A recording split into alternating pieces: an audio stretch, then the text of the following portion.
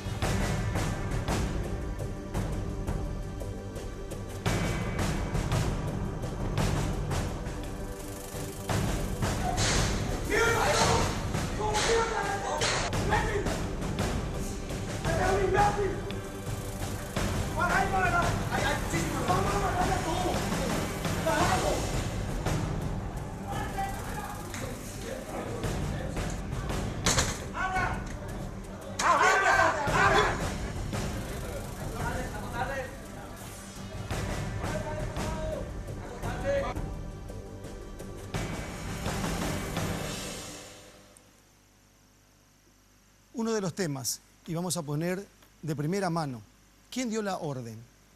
¿Quiénes son los policías que estuvieron en los primeros minutos del último sábado en el local del Partido Liberal Radical Auténtico? Para analizar y para opinar hay que tener capacidad y hay que tener calidad. Y este grupo tiene. Estela Ruiz Díaz, ¿cómo le va?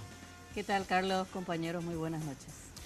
Alfredo Boxia, bienvenido, un gusto. ¿Cómo estás? Saludo a los miembros de la mesa. Andrés Riquelme, ¿cómo le va? Buenas noches, Carlos. Mi respeto a los televidentes. Roberto Coronel, ¿cómo andamos? Carlos, buenas noches a la gente también. Abogada Selva Rodríguez, gracias por venir, buenas noches. Está con nosotros también en los estudios de primera mano la mamá del oficial de policía Gustavo Florentín. La abogada Selva es la abogada, es la defensora de Gustavo Florentín.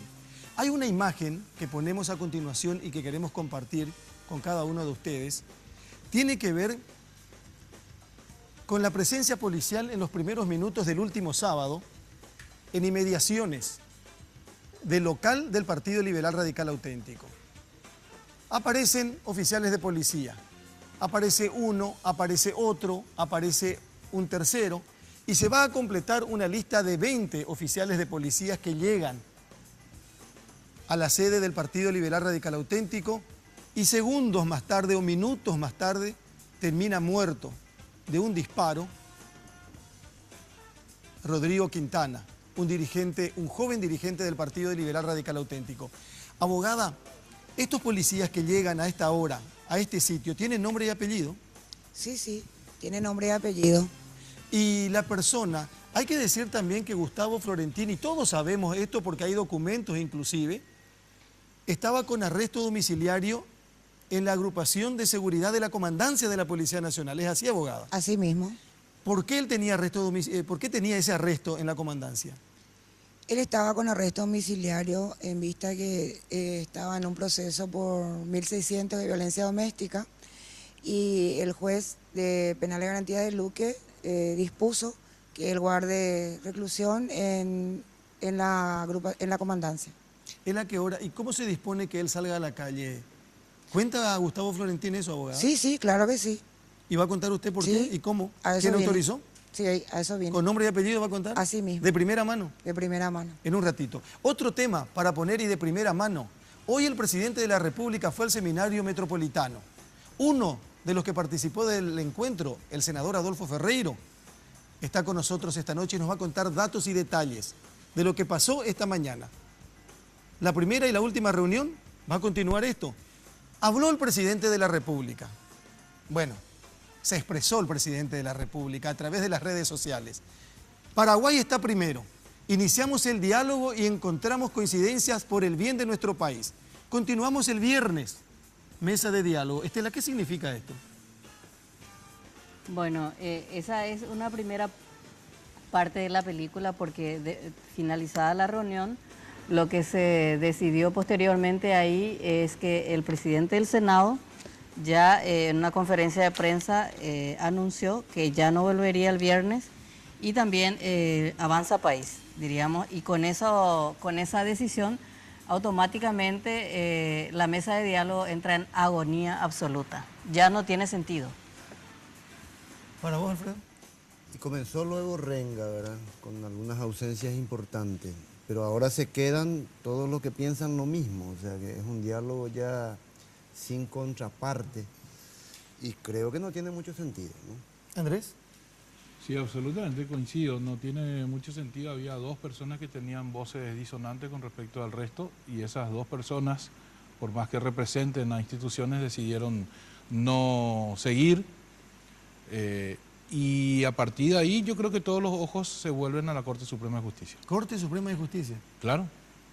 Corte Suprema de Justicia, si es que es expeditiva, y si no lo es, al Tribunal Superior de Justicia Electoral. A mí no me cabe ninguna duda que Diputados va a hacer lo suyo por la mayoría que tiene y va a continuar y va a caer en la esfera judicial de la decisión final. Para vos, Roberto, ¿qué significa lo que escribió el presidente? Y más de lo mismo, Carlos. En primer momento se puede decir que es una negación de la realidad nuevamente. Yo creo que es cierto lo que dice el presidente, encontró coincidencia en esa mesa. Enseguida Estela nos va a contar algunos detalles, por ejemplo, de las coincidencias que encontró en esa mesa, pero por supuesto negó la otra realidad, que es la disidencia, que es lo que le dijeron que estaba mal, el condicionamiento que le dio el propio presidente del Senado, Roberto Acevedo, de que retire inmediatamente el proyecto de enmienda constitucional. Esa no es una coincidencia, pero sí hubo voces que no solamente están de acuerdo con el planteamiento del presidente, sino que le sirvieron de argumento al propio presidente de la República durante esa reunión. Y allí está la coincidencia que señala Cartes. De primera mano, y volvemos al tema policial, está en el ámbito de la justicia, hay investigación fiscal. Sí. Hay una sola persona imputada por la muerte de Rodrigo Quintana y es el defendido de la abogada Selva Rodríguez. Se llama Gustavo Florentín. Eso que usted tiene ahí, puño y letra, esas dos hojas, ¿quién escribió? Gustavo Florentín. ¿Y qué dice Gustavo Florentín? Y acá tengo, yo le había solicitado que él me haga un resumen de todo lo que aconteció ese día. Y qué mejor que él que lo haga de puño y letra y yo pueda transmitir eso con la verdad. ¿Él consciente de que estaba con arresto? Sí, claro. Hoy le preguntábamos al viceministro del Interior, Ariel Martínez, ¿dónde está la guardia de la comandancia? ¿Dónde está el armero de la comandancia? Como mínimo. ¿Qué dice él? ¿Cómo y por qué sale? ¿Cómo se da? ¿Él sale en horas de la tarde? Sí, él sale en horas de la tarde. A las 16 horas se tuvieron conocimiento que en la comandancia estaban unas turas de personas queriendo ingresar. Entonces él recibe la orden de presentarse en la armería a los efectos de retirar las indumentarias. ¿Y quién le da la orden? La orden le da el oficial primero, que es el ayudante del jefe de agrupación, el comisario principal Melgarejo. Esa es la orden, el que le dice que se... Le ordena que él se presente en la armería a los efectos de retirar todas las indumentarias, la escopeta y las municiones. ¿Se cumple un desacato judicial automáticamente con esa orden? Claro que sí. Doctora, el comisario Melgarejo es el jefe de la agrupación. ¿Y el nombre del oficial primero que le dio la orden directamente? Es Romero el apellido, oficial primero Romero. ¿Y después qué pasa? Él automáticamente tiene que cumplir con lo que le dice su superior, supongo, ¿verdad? Sí, claro, la policía es obediente y no beligerante. Él es un subalterno Es un oficial, suboficial segundo, ayudante. ¿Y qué cuenta más después? Posteriormente, una vez que él ya se haya equipado, tenía la escopeta, las municiones, se le ordena a que se presente ante el oficial primero Ortiz. Ante el oficial primero Ortiz. ¿Y quién es Ortiz? ¿Qué hace? Y con el suboficial ayudante Ojeda. Él era el encargado de darle las directrices de dónde iban a ir a apostarse ellos a los efectos de la cobertura de ese procedimiento. ¿Se presenta y dónde va él? Él se va al Congreso. ¿Al Congreso? Sí. ¿Y qué más cuenta? Posteriormente, una vez que él se haya presentado a Ortiz, es acompañado por el suboficial ayudante Ojeda. Ellos fueron al Congreso en apoyo en ese lugar, siempre con Ortiz, a cargo de Ortiz. Siempre a cargo de Ortiz, Siempre ya a cargo- fuera de la comandancia. Fuera de la comandancia. A las 18 horas, nuevamente él recibe una orden de retirarse del Congreso. A ellos le dan una orden de abandonar el Congreso. Y Abandonar, o sea, liberan el Congreso. Sí, Se retiran de la guardia que estaba, o sea, de la seguridad que estaban dando al Congreso. Sí, ellos reciben las órdenes de abandonar el Congreso y que se tenían que ir a ubicarse toda la parte trasera del Congreso a los efectos de que tengan que recibir nuevas órdenes, nuevas instrucciones. Bueno, ¿y después qué pasa? ¿Vuelven a recibir instrucciones un poco más tarde? Sí, ellos vuelven a las 19 horas, les vuelven a ordenar para que ellos tomen el Congreso. Vuelvan otra vez. Vuelven otra vez. Cuando eso ya se El incendió. Congreso ya fue tomado por los civiles. El Congreso ya se incendió todo. Doctora, por eso es importante lo que acaba de decir. A las 18 horas reciben la orden de retirarse del Congreso. ¿Reciben la orden todos los policías o el pelotón que él integraba nomás? La orden que él cumplió fue la que se dio específicamente para ellos, todos los que estaban ahí. Porque se puede ver en las filmaciones que no estaba apostado un solo personal policial. Por eso es que toman las personas del Congreso. Porque la función de ellos justamente es eso. Doctora, ese dato que usted está dando es muy importante, porque lo que hay es una acusación desde la oposición en el sentido de que la policía hizo brazos Caído puede ser. caídos, podríamos decir, liberó a propósito el Congreso de modo que se ingrese y se destruya el Congreso. Con esta confesión prácticamente que le está haciendo el policía, nos está dando exactamente el tiempo. De 18 horas a 19 horas se liberó el Congreso. Sí, no es una confesión de él. Es lo que Yo pasó. estoy- Un relato. Un relato. Un relato. Porque no se puede tomar como una confesión. Ajá. No, está bien, Es está un bien. relato. Claro. Pero hay que recordar esto. Perdón, hay que recordar que el propio ministro del Interior entonces, Tadeo Rojas, dijo que la policía se iba a apartar después del incidente que hubo con el diputado Edgar Acosta. Que a propósito ya fue identificado el oficial de policía que disparó a Edgar Acosta también y que está en el Brasil, el diputado en estos momentos para una cirugía reconstructiva. Pero el propio ministro dice que, y se confirma con el relato que hace Gustavo Florentín, de que ellos salen y ¿dónde van ellos? Claro, un Perdón. puntito más. El responsable de dar esa orden no le señaló su defendido, doctora. ¿Quién Sí, dio la sí, orden de siempre retirarse? siempre estaban a cargo de Ortiz. El suboficial Ahora, a Ortiz Ortiz. hay que preguntarle quién le ordenó a él. A él. Es un oficial, es El Suboficial. primero Ortiz. suboficial. Oficial primero. Oficial primero Sí, Ortiz. sí, ¿Su nombre sí. cuál es, abogado? Del oficial, no, Ortiz. solamente ellos se manejan por apellidos. Por apellido. Bueno, ¿y después qué pasa, abogada? Según el relato y de puño y letra que escribe Gustavo Florentín y que tiene la abogada en estos momentos y compartiendo con nosotros esta noche. Sí, ellos reciben las órdenes de abandonar el Congreso y apostarse en la parte trasera del Congreso, el lado de Paraguayo Independiente, y 15 de agosto. Posteriormente, hay una orden de volver al Congreso y a él le mandan al Palacio de Gobierno. Él va al palacio. Sí. ¿Y qué hace en el palacio? Y ahí le dijeron que vaya ahí porque ahí había otro grupo de turbas. ¿Y después cómo continúa? Posteriormente, a las 20 horas, se ordena avanzar nuevamente al Congreso. Dan otra vez la orden para que vuelvan otra vez al Congreso y ellos puedan avanzar ahí.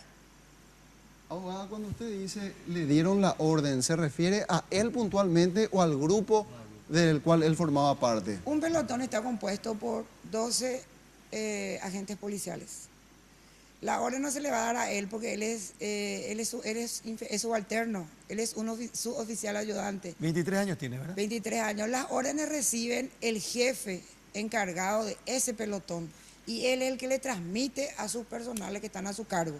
No le dan expresamente a Gustavo Florentín las instrucciones de lo que deben realizar. Y había un jefe de pelotón ahí, que era Ortiz. Sí, el oficial primero Ortiz. Bueno, después ellos vienen al Congreso. Después, ¿cómo sigue esa noche el trabajo de ese pelotón?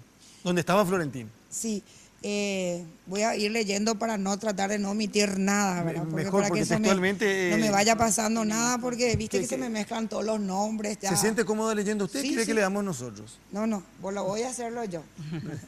Aprendí a leer.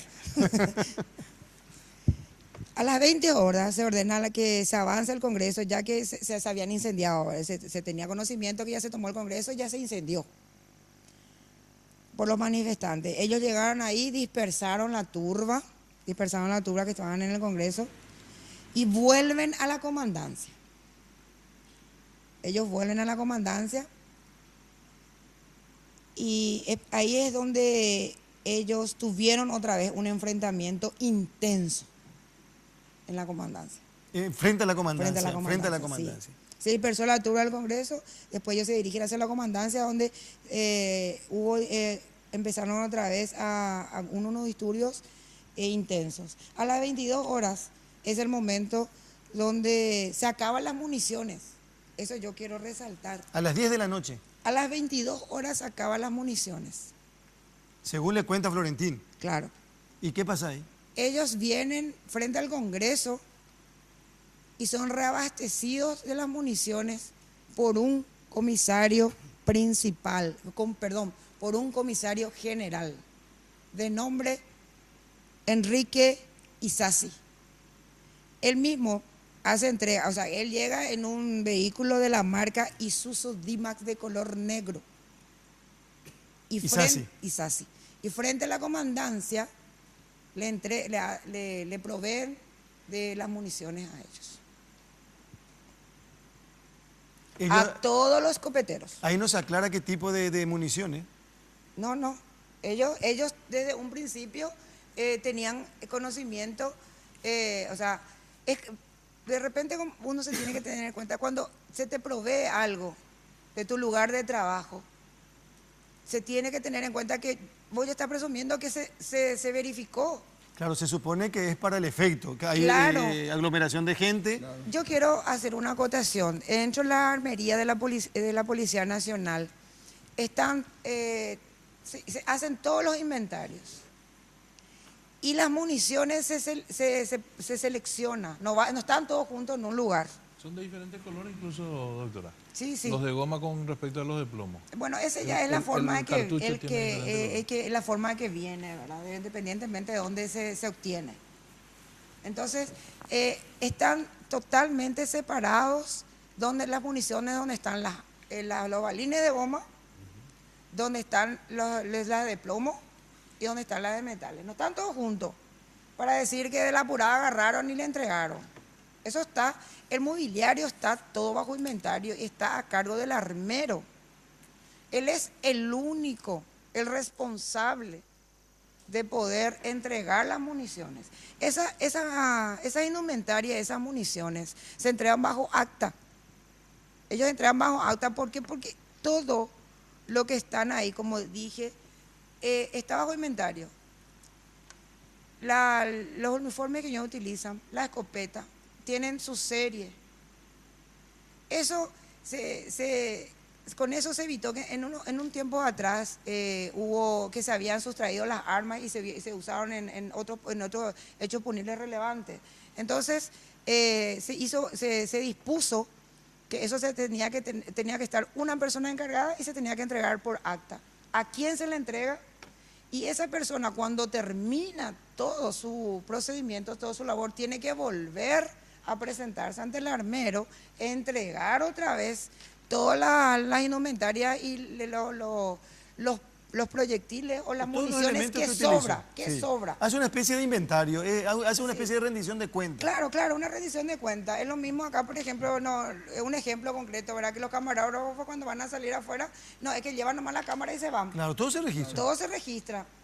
No solamente acá, en todos los lugares, en toda institución se registra, tanto pública o privada, se registra todo lo que va a salir afuera. Ahora, volviendo al punto de cuando él recibe las municiones, usted sostiene, o él sostiene que él no sabía que eran de metal, sino que creía que eran de balines de goma.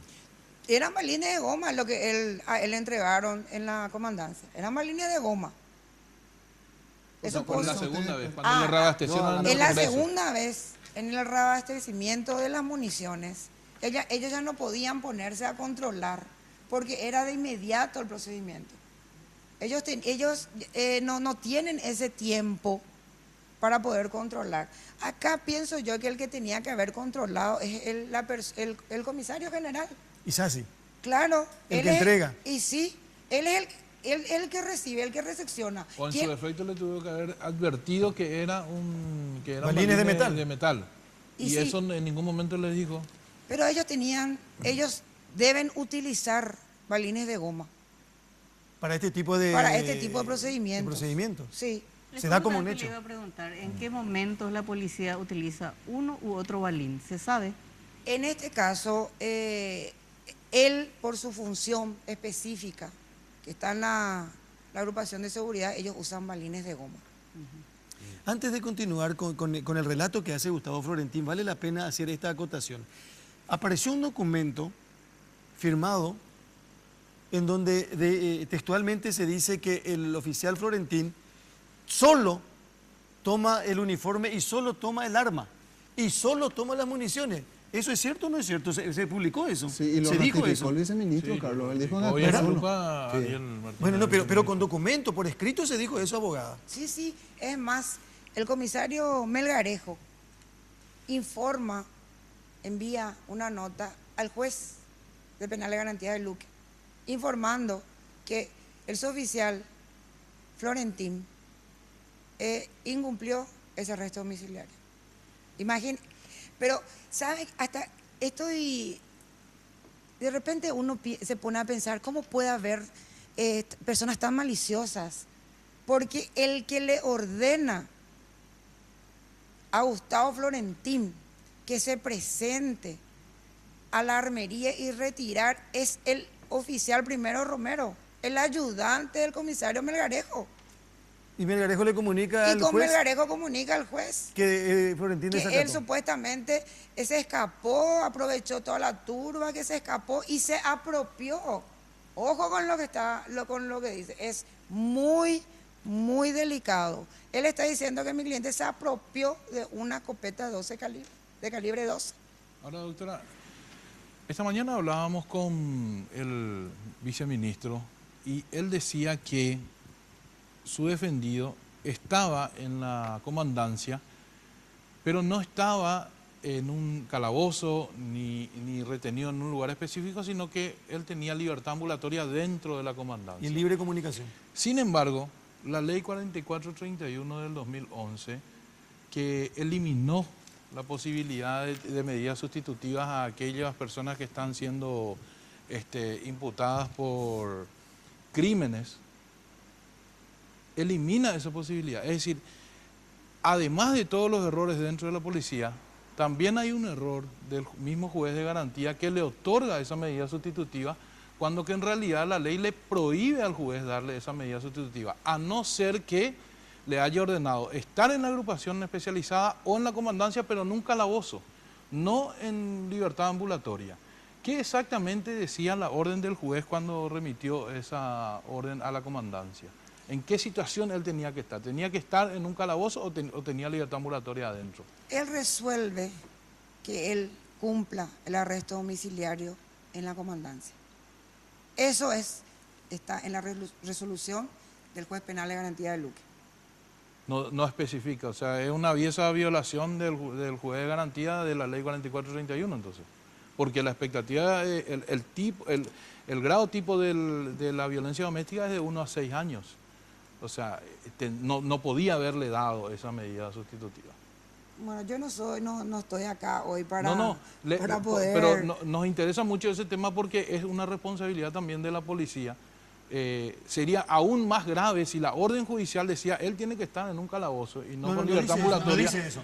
Acá yo tengo la resolución. Bueno, pero yo le decía... Perdón, abogado, un ratito, porque, porque tenemos que continuar el relato, porque tenemos mucho, porque después viene la parte de la sede del partido. Acá dice, Comisaría 48, posterior al mismo, si no existe una nueva resolución, se servirá a remitir a la agrupación especializada donde seguirá guardando reclusión en libre comunicación y a disposición de este juzgado. Eso dice la resolución firmada por el juez.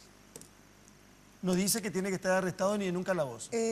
Yo quiero aclarar sobre eso algo. Cuando uno goza de un arresto domiciliario, como su nombre lo dice, domiciliario, fija un domicilio.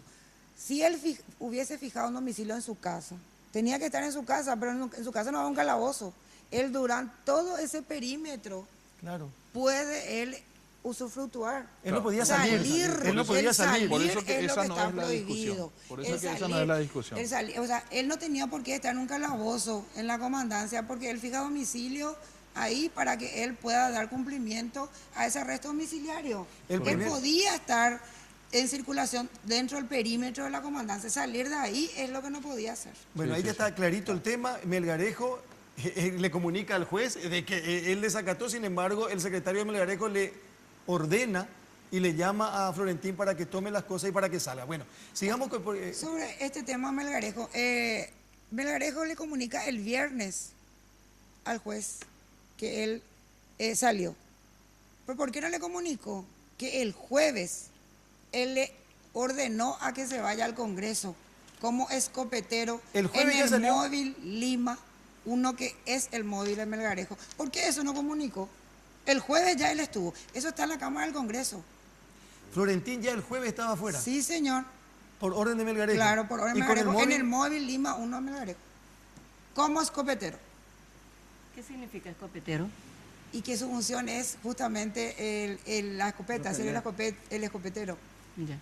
¿Por qué no seguimos? Sí, con el relato. ¿Qué pasa un poco más tarde después? ¿Qué otra función se le da a ese grupo donde está Florentín? Sí, a las 22:30 ellos pasan a avanzar en la Plaza Las Armas para dispersar también la turba que se encontraba en ese lugar. Una vez que ellos estaban en la plaza, se le da una orden, o sea, dicen que hay una orden de apoyo para que ellos se dirijan hasta Herrera y Yegros, donde estaba el personal de...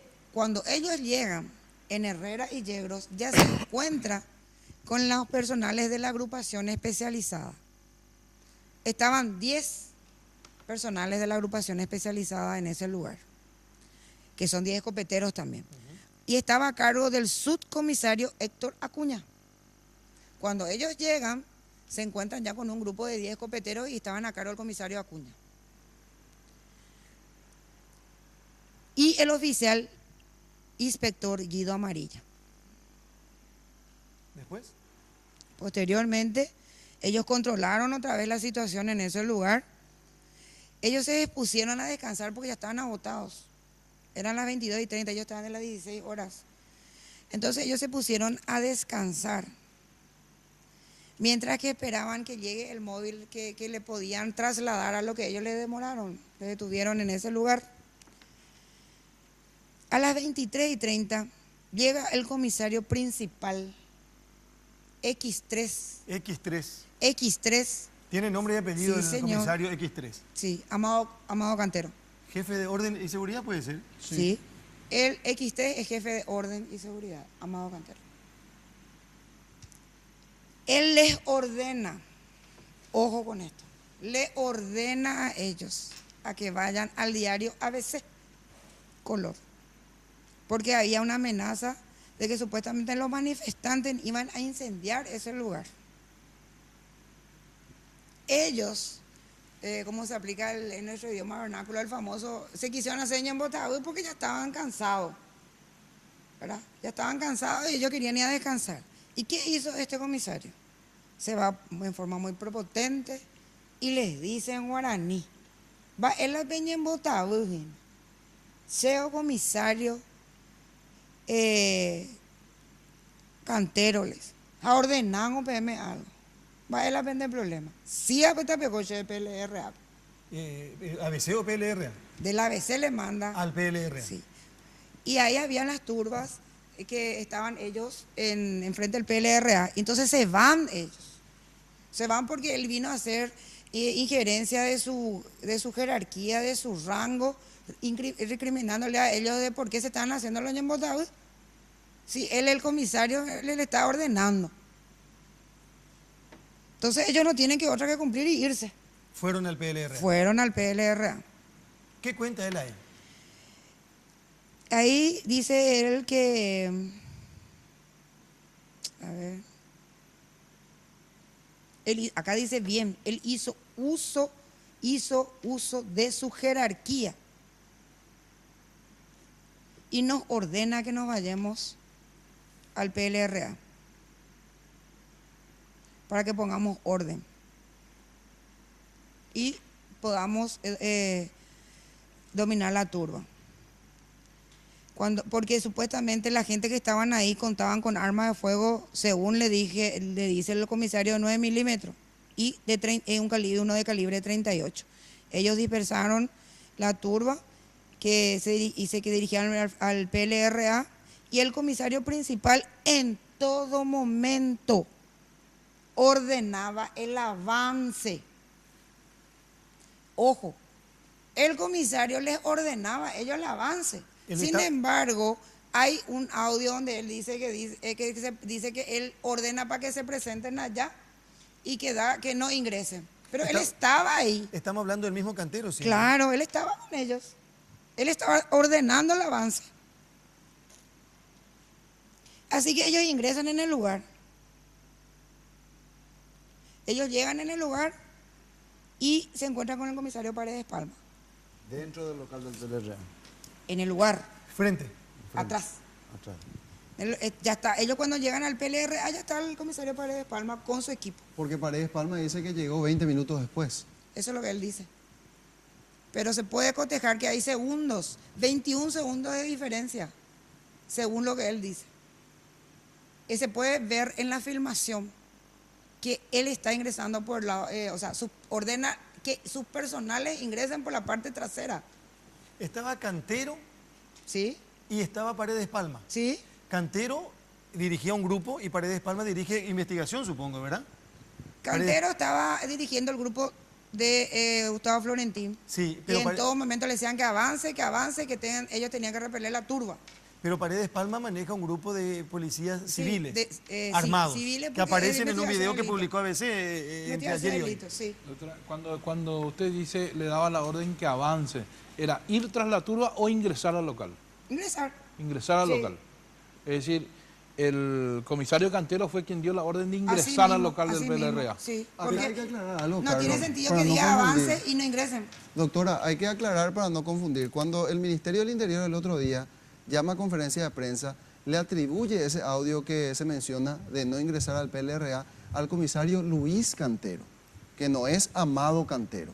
Ahora, si usted dice que Amado Cantero dio la orden, tenemos una contraposición de órdenes de dos comisarios. Y dos canteros. Y dos canteros. Entonces, ¿quién es quién acá? Porque el audio de quién es. Y según la versión oficial es de Luis Cantero. Y hay un Luis Cantero y hay un Amado Cantero. Un Luis Cantero y un Amado Cantero. Ah, bueno. No, eso no sabía. Yo tampoco. Bueno, no me estoy enterando ahora. Me estoy enterando ahora. Puede ser el mismo también. Pero en todo caso el jefe de orden y seguridad es el de mayor jerarquía. Claro. Bueno, pero ahí vemos la contraposición y hay que deslindar la responsabilidad o por lo menos identificar al responsable. Y después, doctora. A ella me confundieron a mí también. Sí. Pero ingresan al PLRA. Ingresan. Bueno, y Florentín reconoce que él rompe la puerta, que él patea la puerta para entrar. No, la puerta está semiabierta, no está totalmente cerrada. Ajá, sí, no, es como la parte trasera del PLRA. La puerta trasera del PLRA sí está herméticamente cerrada. Ni con patada pudieron abrir. Se puede ver eso en la filmación. Ajá. Incluso se dispara ahí por el picaporte y no se podía abrir hasta que los de adentro abrieron. Eso se ve en la filmación. Bueno, ¿y después qué pasa con entra él? Él ingresa y como escopetero, con el arma ahí en la altura del pecho, y él le ve a Quintana en el suelo. Él pensó que se desmayó o porque no tenía sangre. Sí, no pero tenía le nada. puso el pie encima. Sí, Le puso la pierna a encima. eso quiero llegar. El tema era cuerpo a tierra, a todos. La orden era cuerpo a tierra a todos los que estaban ahí. Él se va, como no estaba nadie en el pasillo y se queda él solo ahí. Entonces él tenía que también cubrir su frente, no podía tocarle con la mano para ver que él incluso quería esposarle a él. Él quiso esposarle a él. Entonces lo único que atinó es posar el pie, no le pisa. No es que varias veces le está pegando con el pie, posa el pie y él no se mueve. Doctora, saltamos un paso importante, que es el momento del disparo. Sí. Gustavo Florentín... No disparó. Él dice que él no disparó. No disparó. Él no ¿Y disparó. entonces quién le mató a Quintana? Porque la primera vez que él dijo, yo escuché un disparo, dijo Gustavo Florentín, la primera Pero entonces, ¿quién le mató a Quintana? Ellos formaron un grupo, una estrategia de cobertura para ingresar. Él era el primero que estaba y había a la izquierda otro grupo y otros personales policiales y a la derecha. Él no tenía que cubrir el blanco de ellos. Él tenía que ingresar primero y los otros tenían que tener su blanco libre para cualquier cosa. Y se puede ver cuando se abre la puerta el estruendo que hace. Si tienen el video y podemos ver ahí para que podamos... Cuando entran. ¿Sí? Pero hay una cuestión, abogada, acá. Gustavo Florentín dice que él dispara y que él no sabía que él tenía balines de metal. Eso es lo que yo quiero saber, de dónde sacaron esa versión que él dice. Pero él habló, habló con Gabriela León el otro día. Nosotros pasamos en La Lupa, pasamos en Telefuturo. ¿Dónde él dice eso? Donde él, al salir de la fiscalía, él habla. Y él dice que él no sabía que tenía balines Él dice que no sabía que tenía balines de metal.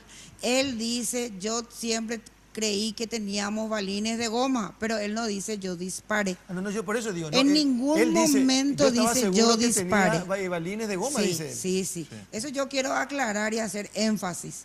Una cosa es ahí está cuando ocurre. Sí.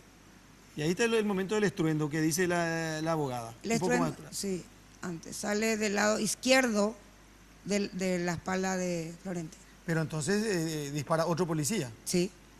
¿Y usted sabe quién es? Sí. ¿Quién es? El que estaba a su izquierda. El que primero fue mencionado. Sí. El suboficial. Él prestaba servicio en la comisaría primera. El que tenía casco azul. Casco blanco. ¿Qué apellido ¿Quién tiene? Creo que es Rodas. No. Báez. Sí. Báez. Arnaldo Andrés Báez. Arnaldo Andrés Báez. Es incluso el mencionado no solamente por la información, sino que por la fiscala el sábado a la mañana. El primer detenido. Y aparece él como primer responsable y después aparece Gustavo Florentín. Vamos a hacer un remember, como se dice. Está el informe del doctor Lemir, donde él específicamente da su diagnóstico, que las balines ingresaron de abajo para arriba. Mi cliente tiene 1,80 m y algo. Él era escopetero, ingresó con la escopeta a la altura del pecho. Si él disparaba, el balines tenía que entrar arriba para abajo. Esta persona que disparó estaba en cuclillas, cubriendo la espalda y el frente del que ingresaba primero. Abogada, esta parte le ingresa la bala a Quintana. Sí.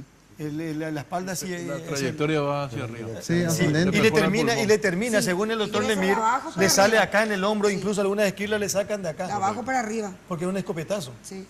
Por eso que muere por asfixia, porque le atraviesa el pulmón. 2 pulmones Le perforan los pulmones, entonces él se le obstruyó la parte respiratoria y muere por asfixia lastimosamente.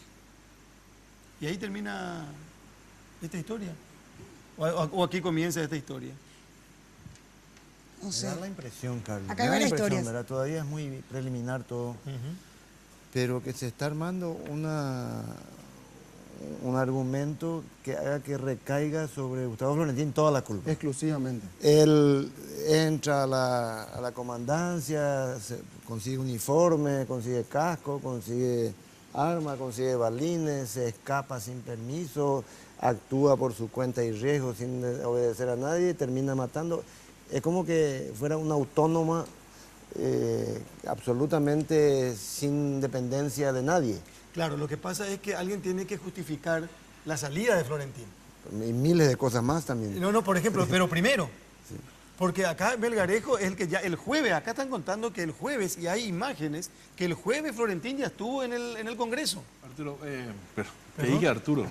Qué gusto, qué Carlos, privilegio. vamos Qué a raro hacer que a una mí me cambien el precisión nombre. que me parece importante.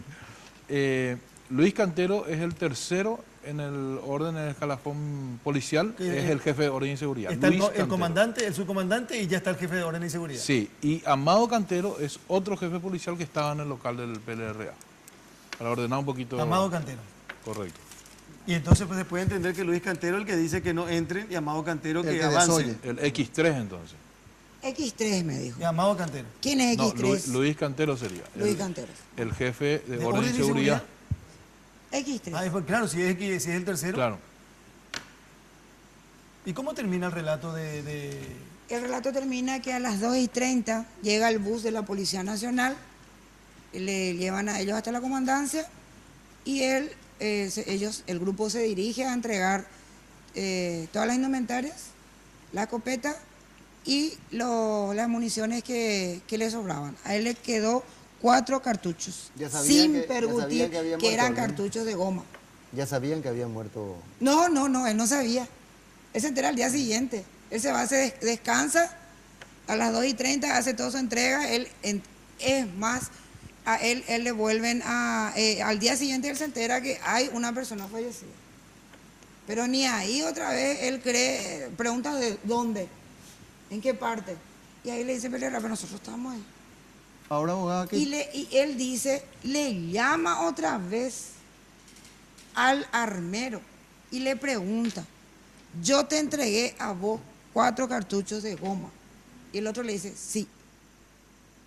¿Y por qué entonces dicen que yo disparé? Balines de metal. Ah, no sé.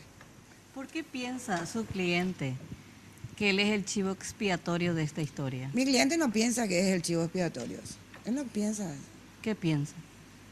Él en este momento dice, realmente me sorprende que tengan que querer tirar todo sobre mí, siendo que nosotros somos un pelotón.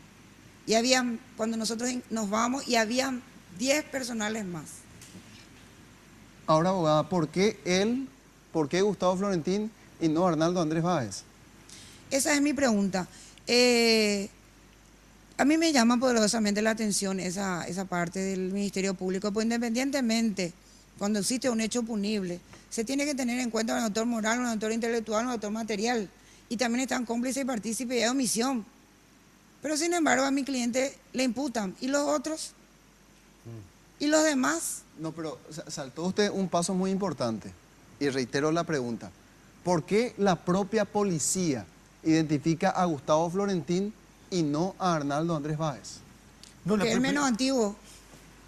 pero primero da el nombre de Arnaldo Andrés Primera, Báez. sí. No, claro, pero le atribuyen la responsabilidad institucionalmente a Gustavo Florentín. Eso fue Y luego, posterior. luego también el Ministerio Público, que se basa en un informe remitido por los policías. Carlos, Báez, de un principio fue Báez para el Ministerio Público. Arnaldo Andrés Báez. Ellos se van, declaran y se tiran todo sobre mi cliente.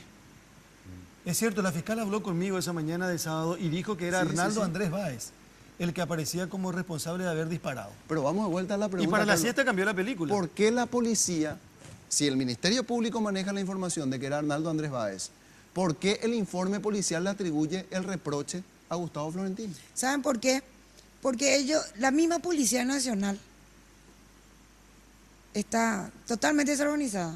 Ni ellos no entienden más lo que pasa. ¿Qué pasa? Los oficiales superiores se pusieron y hablaron ellos. Todos dieron una sola versión para tirarse contra mi cliente. Menos antiguo. Abogada, agradeciendo la gentileza, la mamá de señora, su hijo habló con usted, buenas noches, su hijo habló con usted, Buenas noches. después, el sábado habló con usted, Sí, habló. ¿y qué le conmigo. dijo Gustavo? Después del sábado. No, después de lo que pasó en la madrugada del sábado, No. Sí, yo constantemente estaba por él porque estaba preocupada por todo lo que estaba pasando, ¿verdad? Y a eso a las 3 por ahí lo que él me dijo, mami, tranquila, todo ya pasó. A las 3 de la mañana. Me dijo, dormí ya tranquila, mami. Después él, nada, hasta que a las 11 de la mañana yo le llamo, no me atendió, después le llama a su hermana y le dijo, no sé en qué me involucraron en un problema, le dijo, pero no le digas a mamá nada. ¿Y dónde estás?, le dijo, y ahora me llevan en investigación de delito. Dice que hay un muerto y me parece que me culpan a mí. Entonces, mi hija no me quería preocupar y no me decía, hasta que en el momento dado me dijo, mami, tenés que irte porque parece que Gustavo está en problemas. Y le dije yo, gruesa, eso no va a pasar así. ¿Qué pico él va a tener problemas si él está adentro? Quién sabe, ni habrá salido, porque cuando él me decía terminó todo, yo creidísima de que él de la comandancia, él estaba haciendo guardia, ¿verdad? Porque él tenía esa prohibición de salir afuera. Entonces yo me fui a la comandancia, directo me fui de mi casa y yo pregunté, así estaban todos sentados, y le dije, necesito hablar con mi hijo. ¿Y quién es su hijo, señora? Gustavo Florentín. Y se miran todito y me dice, él no está acá, señora. ¿Cómo que no va a estar acá si él está preso acá? Y me dice, no, señora, porque él tiene problemas. ¿Qué problema? Y me dice, y anoche hubo un problema y él está en investigación de delito. ¿Y dónde queda eso? Y sobre no sé qué cosa. Y ahí le dije, no, acá ustedes me van a decir algo. Me van a decir dónde está mi hijo y por qué él salió de acá si él estaba preso. Y le pregunté que me llame al comandante, al que es responsable de esto, y que me diga. Y vino el comandante y ahí con ese Romero, creo que es Romero el subsecretario ese, no me podía luego mirar la cara y yo le dije, ¿dónde está mi hijo? Yo te entregué, cuando vine te entregué y te dije que le iba a dejar acá. Y me dice, no señora, él se escapó y él salió, nosotros muchas veces le dijimos y todas esas cosas. Y bueno, yo de tan nerviosa que me puse, pues yo supe lo del jueves. Que él ya salió. Que él salió, yo ya supe. Pero como usted me comprenderá, verá, yo estaba desesperada en ese momento y lo único que le dije, váyase a la mierda, ustedes le van a dejar a su suerte. Ahora, ¿yo qué hago? ¿Yo qué voy a hacer ahora con este problema? Entonces yo agarro y me fui junto a mi hijo. Y sí me dejaron entrar porque era su mamá, ¿verdad? Y le dije, ¿qué pico pasó, mi amor? Y me dice, y no sé, mami, realmente, ¿qué es lo que está pasando? Me dice, me acusan de un muerto, no sé qué, me dijo. ¿Y cómo pico vas a matar? Le dije. Y me dice, y eso es lo que justamente no entiendo, porque balines de goma nomás lo que teníamos, me dijo. Él no sabía de lo que estaba pasando. Bueno, señora, muchísimas gracias por venir a compartir con nosotros. Abogada, ¿algo más que quiera decir para cerrar esta parte? Tenemos que hacer un corte, a ver. Un datito. Sí. Le acabo de consultar a la abogada. La persona que estaba sentada en el sofá cuando él sale en el video de la policía es su esposa. ¿La esposa de quién? La esposa de Gustavo Florentín. De Gustavo Florentín. ¿Y acaso no tienen problema con ella? Y por eso Yo pregunté esta mañana hoy quién era la mujer. La esposa. Ella se fue a visitarla a él. Por eso ese tema de 1600 es un poco... Sí, justamente, el tema de otro debate. Perdón, el micrófono, no se olvide. Perdón. El tema de 1600 es otro debate, pero yo le quiero... Perdón, la mujer que estaba ahí en la recepción es pareja. Y con él tuvo problemas judicial inclusive. Sí, ella es la denunciante, pero ella se fue a visitarla. Ahí está.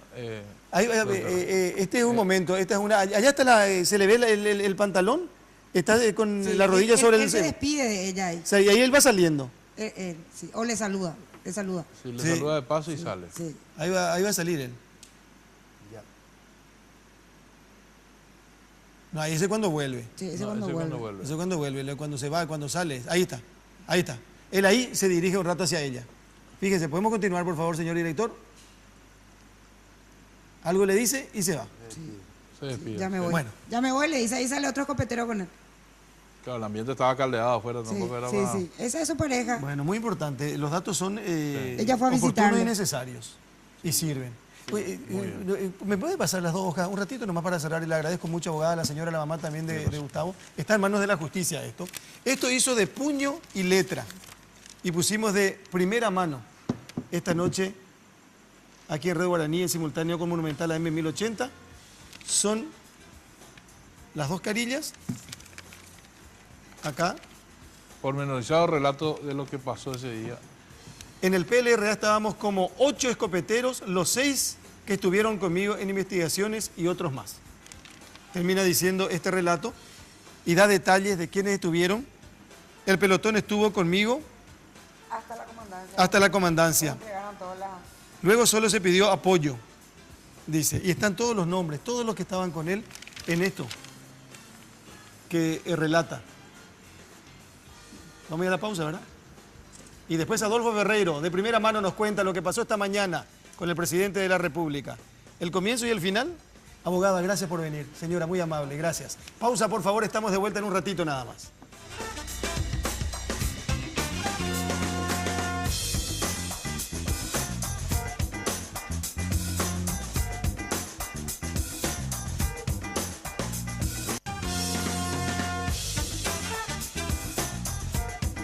Seguimos 23 con 11 minutos en la República del Paraguay. Senador Adolfo Ferreiro, ¿cómo le va? ¿Cómo está? Pero muy buenas noches, un placer estar acá. Me dan felicitaciones al quinteto. Quinteto. ¿Cómo está? Muy bien, bien. ¿Cómo lo encontró el presidente Carte hoy? Bien, normal, como muchas veces que lo vi. ¿Estaba nervioso, no estaba nervioso, preocupado? No, estaba normal, como casi siempre que lo vi al presidente Carte. Él es un hombre hiperactivo casi, pero en un sentido no intenso, digamos, ¿no? Pero siempre está despierto. Según la fotografía que vimos y las imágenes que estamos viendo, ahí está ingresando Adolfo Ferreiro, sí, a la sede del Seminario Metropolitano. Así es. El presidente Carte le tenía a su derecha a Jorge Oviedo Mato y a su izquierda a Pedro Aliana y a Adolfo Ferreiro. Y enfrente le tenía a los dos presidentes. Robert Acevedo, Hugo Velázquez, sí, y al presidente del Encuentro Nacional. Y a Esperanza Martínez. Que llegó un poco más, tarde, es cierto, porque en la primera foto no sale. ¿Rezaste, Adolfo? ¿Rezaste? Escuché 3 rezos, más o menos 4. Respetuosamente, lo que uno hace por la patria. ¿Sí? Sí, porque el monseñor... ¿Y qué rezaron? Yo, pecador. No me acuerdo bien, pero algo rezaron. Creo que el Padre Nuestro. Estuvo en Mundo Valenzuela al lado del presidente. Claro, el dueño de casa, digamos.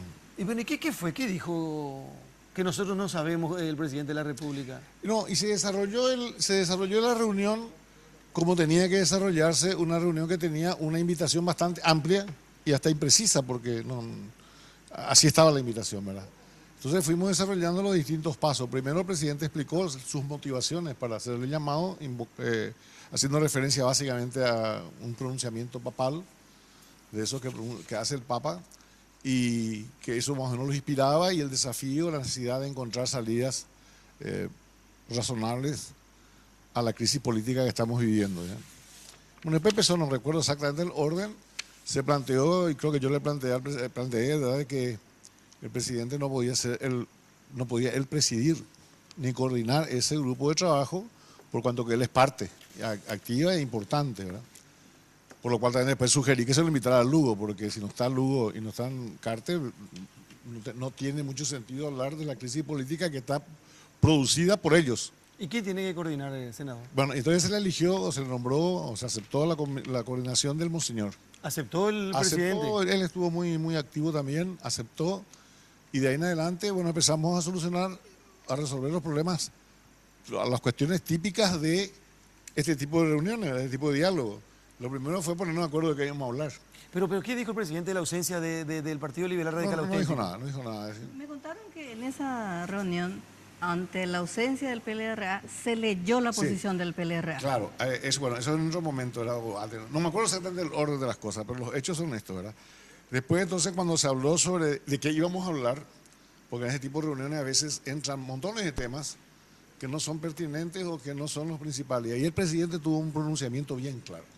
Dijo, vamos a hablar de la enmienda. Esa es la causa de los problemas políticos que tenemos.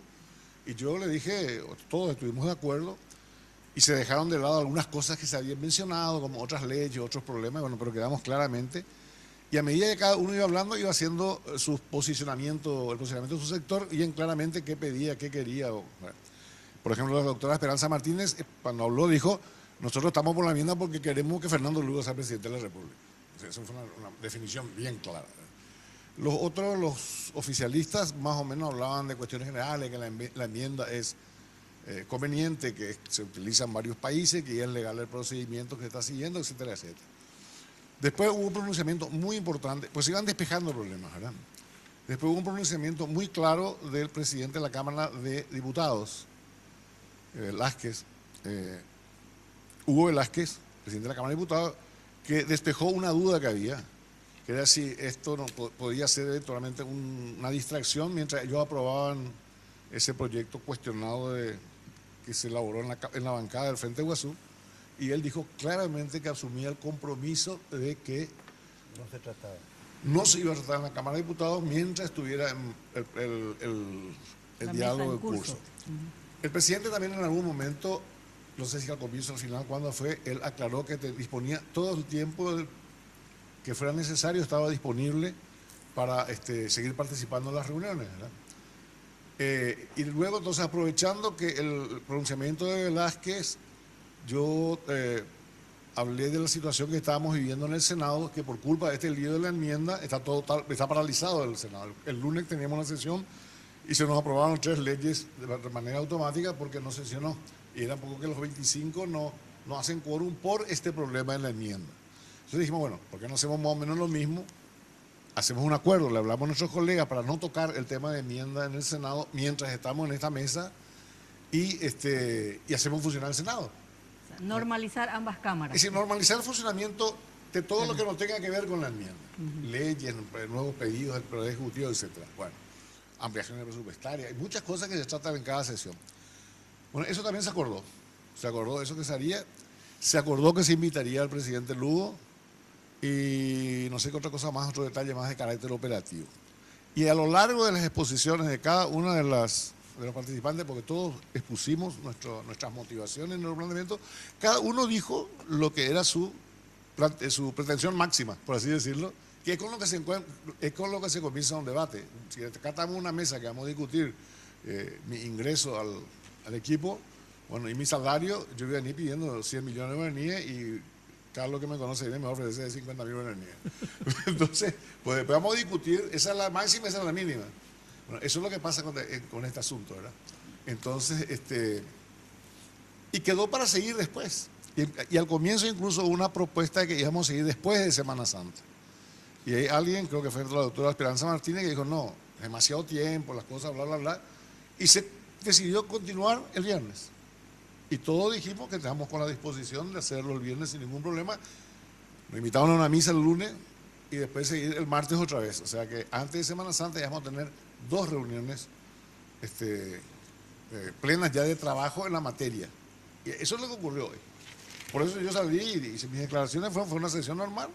Avanzamos todavía no entramos en lo principal, pero avanzamos en los accesorios que tienen que solucionarse para que ande bien el diálogo, y además solucionamos esos 2 problemas, la certeza de que no se va a tratar en diputados ni en senadores, se reconoce y no se cuestiona bajo ningún concepto la presidencia del Senado de Roberto Acevedo y del Congreso en consecuencia, o sea, con lo cual se aclara de una duda que por ahí corrió si había un senado, parecíamos ya Villarrica. Adolfo, puesto así parece un ambiente promisorio, optimista. Un ambiente normal de ese pero tipo. ¿y por qué se retiran horas después?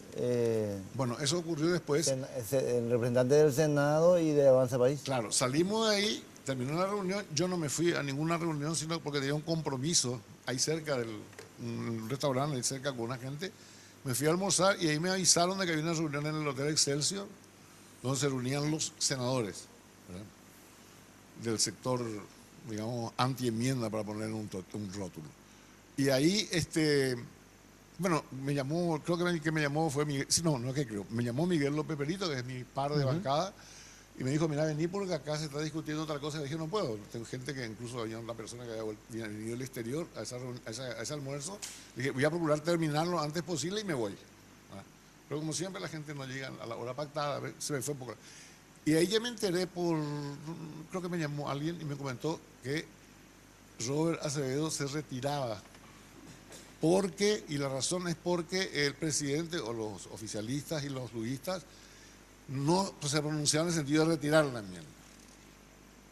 Porque esperaban de que se retiraran la enmienda para empezar a hablar, lo cual yo no lo veía. Pero tampoco eso se planteó en la reunión, ¿verdad? No. A ver, la reunión se planteó que eso es lo que queremos, que se retire la enmienda. Que se retire la... Esta parte, senador, estuve hablando con gente que estuvo adentro. Sí. Y me dicen que el obispo propuso que sea después de Pascuas. Sí. Entonces me dicen, ahí el presidente Horacio Cartes, Esperanza Martínez y Hugo Velázquez dijeron que 10 días es mucho tiempo. Sí. Entonces el presidente le dice al obispo, le dice que por favor busquen su agenda, porque el obispo dice, no, es Semana Santa, tenemos muchas actividades, etcétera. Entonces le dice, bueno, ahí se decide el viernes. Entonces ahí Monseñor Valenzuela pide firmar un acta. Cuando se dice que la enmienda es el punto principal, entonces dice, bueno, va a ser el primer punto del orden del día del viernes. Hay un receso, pero cuando vuelve, Robert Acevedo dijo que él tal vez ya no volvía a esa reunión. Sí, creo que sí. Está claro que Estela tiene más información que vos. No quiere contar. Es que se hablaron de las posiciones, eso es cierto, por ejemplo. Pero, a ver. Pero si le dicen que van a reunirse el viernes y va a ser el primer punto del orden del día. Ese es el único tema de tratamiento. Claro. No era un problema en el orden del día ni no en el día. Claro. Habíamos acordado que nos íbamos a ocupar de la crisis política e institucional que se produce por el tema de la enmienda de la Constitución para establecer la reelección posible del presidente Lugo y del presidente Carter. Bueno, un ratito, por favor, tenemos que hacer otra pausa, pero quiero contarles que en Tigo trabajamos cada día y en todo momento para estar de tu lado, porque queremos que estés siempre conectado. Por eso, ahora, todas tus minicargas desde 5.000 guaraníes vienen con regalos a tu medida para que estés siempre, repito, comunicado. En Tigo trabajamos para estar de tu lado, porque en Tigo el centro sos vos.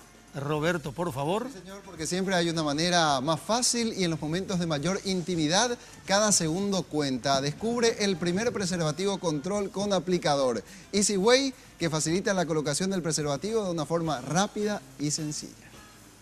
Ya volvemos.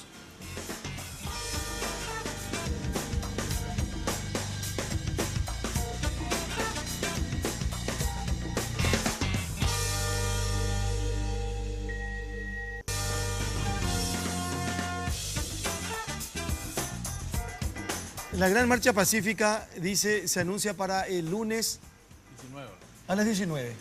Frente al Congreso de la Nación. Es una invitación que aparece con Pedro Aliana como protagonista de la invitación, el presidente de la Junta de Gobierno del Partido Colorado.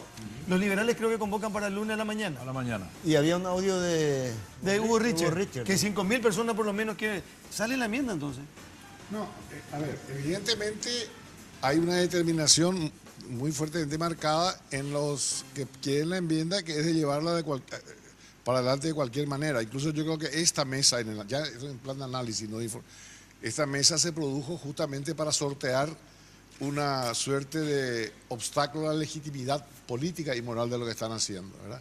Entonces una conversación es una señal de apertura para disimular un poco, un beneficio que tendría sería disimular un poco la virulencia con la cual se está llevando adelante, que tiene una enormidad de transgresiones y de infracciones jurídicas y políticas, institucionales sobre todo, y que tienen esa característica, que cometés una y para seguir adelante tenés que seguir cometiendo otras y cada vez más grandes. Porque ahora vamos a suponer que se pase lo de diputados, que hablando sensatamente, no como partidario de una posición a la otra, es grotesca la cuestión, ¿verdad? El procedimiento que hizo en senadores es grotesco. Y en diputado va a ser más grotesco todavía. Y después eso tiene que ir a la justicia electoral. Si mirando un poco los libros, los códigos y la práctica jurídica o de abogado, aunque sea, vos sabés que el Tribunal de Justicia Electoral tendría que rechazar ese oficio que le pida que haga un referéndum, ¿verdad? Y bueno, y tendrán que forzarle al Tribunal de Justicia Electoral de alguna forma, no sé cómo, ¿verdad? Pero siempre con el costo del deterioro institucional y de la razonabilidad jurídica, que es lo más importante. Por ejemplo, porque esto es importante que ocurrió hoy. Yo una de las cosas que planteé, bueno, vamos a ponernos de acuerdo de qué vamos a hablar y en qué idioma, ¿verdad? Y puse como ejemplo que estábamos hablando de conceptos, como por ejemplo el famoso tema que la gente decida, que si no nos ponemos de acuerdo, el alcance de lo que estamos hablando de una posición que defiende, que se sostiene, mejor dicho, se apoya en conceptos republicanos bien establecidos en la tradición occidental del sistema político y unos conceptos que son, lo menos que puedo decir es que son populistas, pero que parten de no entender ni atrás ni adelante de qué se trata el sistema republicano. Por ejemplo, cuando dice que decida el pueblo, la gente. Me dijeron que en esa parte del debate ahí, usted planteó, hizo una comparación. Es como si el veto presupuestario llevásemos al referéndum. Claro, es como que ahora tenemos un conflicto también entre el señor presidente que está acá y los 125 legisladores, ya no nomás los opositores, sino los 125 legisladores aprobamos un presupuesto y el presidente lo vetó. Y ahora estamos, y después, bueno, se fue a la Corte Suprema, consiguió su certeza constitucional, etcétera. Pero no podemos decir una cosa tan importante como el presupuesto, que es que la gente decida. La república consiste, entre otras cosas, pero una de las principales, en la limitación de las atribuciones y del poder de sus protagonistas. Por eso el presidente tiene que pedirle permiso al Congreso para ciertas cosas. El Congreso puede ser declarado nula sus resoluciones por la Corte Suprema de Justicia. Le podemos hacer juicio político al presidente y a la Corte Suprema. Eso es la limitación del poder, con atribuciones. Tanto eso es importante en la República, tanto es importante que hasta el propio pueblo soberano tiene sus limitaciones. El pueblo soberano no puede hacer lo que se le da la gana en la República, en la democracia, o si no es cualquier cosa. Pero eso no lo entiende la gente del Frente Guasú, no lo entiende ni atrás ni adelante, eso, o no les importan y desprecian eso. Pero vamos a discutir políticamente, porque esto va a traer otra cosa interesante después. La izquierda va a tener que hablar, alguna vez ponerse a hablar en serio sobre la mesa, ¿verdad? Y discutir un poco sus criterios fundamentales para hacer su práctica política. Pero vos no podés sostener desde la izquierda hoy día argumentos que son de Hitler. Entonces, tenemos que mover un poco la cabeza con ideas y no con fanatismo cuasi religiosos. Yo tengo la impresión que esto va a terminar mal. Tengo una sensación ominosa. ¿Qué significa terminar mal? O pavadita con asunto ICO. Porque la crispación, lo que estamos viendo, estas violencias familiares de repente, grupos familiares. Pero reacciones en la calle. En la calle. Atrompada. Escraches de un lado y ahora ya hay escraches del otro. Ningún legislador, creo, del sector que sea, puede ir tranquilo a un shopping. Yo sí. Bueno. Yo me voy tranquilo al shopping. Está bien, hasta que te escrachen. No, es que no me van a escrachar nunca. Porque la gente te escracha por la incoherencia. Y vos escribiste en un artículo, que nosotros somos la bancada, Miguel y yo, que hemos sido absolutamente coherentes. A nadie de nosotros nos puede decir, dijeron hoy día una cosa y al día siguiente ¿Yo dije eso? Sí, vos escribiste, ni te acordás lo que escribiste. Bueno, no, pero sí, lo que quiero decir es que yo tengo me pueden agredir, es otra cosa, pero el famoso scratch, que es una mayor violencia. Sí. Yo pensé mucho, ¿por qué se escracha? Y si escracha la hipocresía, la doblez de criterio, declararse demócrata y violar la Constitución, la gente persigue eso. Hay mucha gente que conmigo no está de acuerdo, me llama hasta engreído, Japón, dente para y cuá, eso me dicen, ¿verdad? Pero no me van a escrachar, hasta me podrían agredir, que es otra cosa diferente, que se puedan enojar justamente con alguna pavada que haga.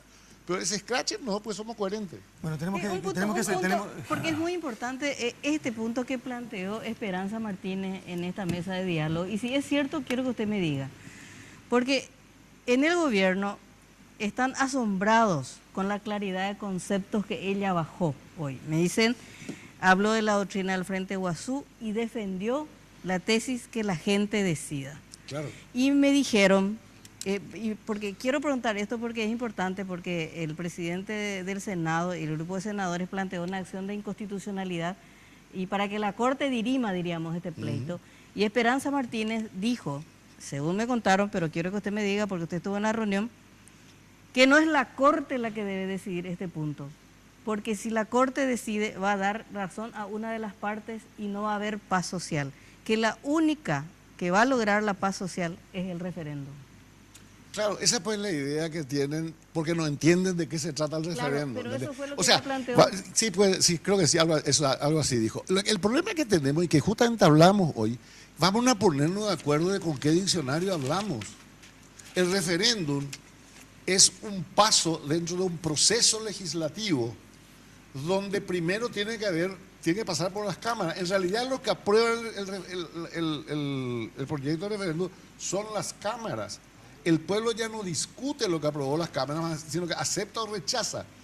Pero tiene que... Yo soy senador de la Nación y yo todavía no vi el proyecto.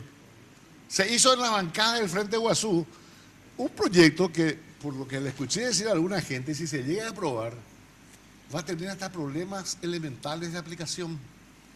Porque está tan mal hecho, tan sin debate, tan sin reflexión, tan sin conocimiento básico y justificado con argumentos demagógicos, payeceros, como este de que la gente decida. Es decir, estamos hundiéndonos en lo peor que le puede pasar a un sistema político y jurídico, en la irracionalidad, ¿verdad? Entonces todo el mundo dice cualquier cosa para defender. Y no me extraña que al gobierno le haya gustado lo que dice Esperanza Martínez y comparten el mismo desprecio por los valores republicanos e institucionales. Eso ya lo vimos todos los últimos meses. Bueno, yo tengo todo el tiempo del mundo, pues tengo que hacer un corte y mañana a las 5 tenemos que trabajar en el Monumental.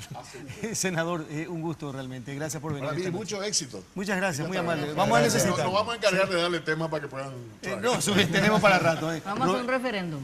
Roberto, por favor, y a la pausa. Sí, señor. Vamos de vuelta con control, porque siempre hay una manera más fácil y en los momentos de mayor intimidad, cada segundo cuenta.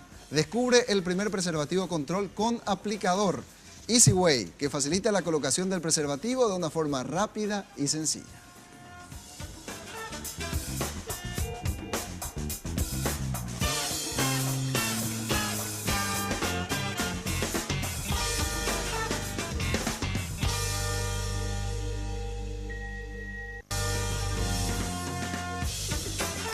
Bueno, capítulo estreno de esto que se denomina de primera mano a través de Red Guaraní en simultáneo con Monumental.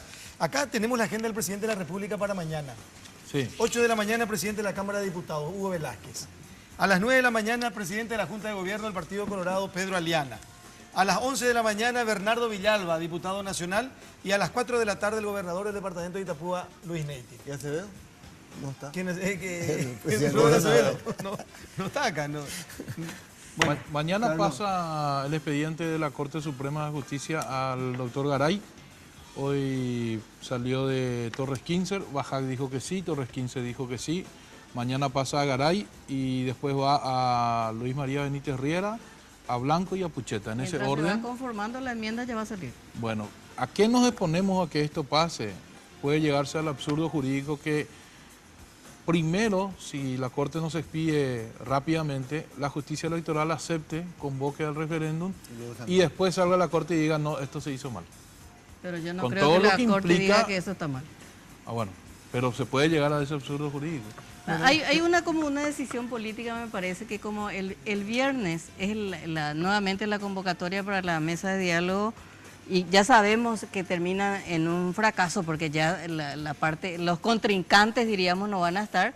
Entonces, se puede decir el presidente, si yo convoqué no pasa nada y a la tarde se defina.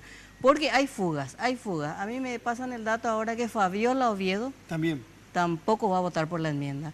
Y lo que tienen miedo es que haya fugas a medida que pasa. Porque lo de Blanca Lila Miñarro de hoy, que ella se arrepiente, diríamos, de su posición, es una presión fuerte para los diputados liberales, llanistas, ¿verdad? Porque les embreta por el lado de la muerte de un dirigente liberal y el atraco cada vez más confirmado a la sede del partido.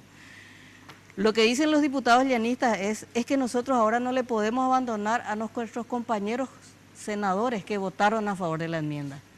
Sí. Esa es la posición un poco hoy en ese sentido, pero hay un temor de que a medida de, si bien el presidente está ganando tiempo en cierta forma para darle, como decía el senador Ferreiro, un poco de legitimidad a esta enmienda que se va a aprobar sí o sí, es que también a medida que se retrasa la aprobación de la enmienda, cada vez, diríamos, puede haber más fugas, porque cada vez les pesa más, sobre todo al Frente Guazú y sobre todo a los diputados llanistas. Bueno, les dije que lo que iban a tener iba a ser de primera fuente, así que cerramos capítulo de este miércoles. Cada mitad de semana nos encontramos acá. Sí, señor. Lo que es claro cómo termina la película. Y ya le dio en el ojo a Estela. Esta es una película que vos al empezar a ver ya sabes cómo termina. ¿Sale la enmienda? Señor, esto se van a reunir el viernes que no nos extrañe a todos que salgan la declaración y que digan que por decisión unánime de los participantes de la mesa de diálogo que el gobierno quiere que continúe, se resuelve que la vía democrática es el referéndum. Acá un diputado llanita me dice miércoles santo. Miércoles Santo. Uy, tenemos tema para el próximo miércoles. Gracias por elegirnos, por preferirnos. Hasta la próxima semana. Buenas noches.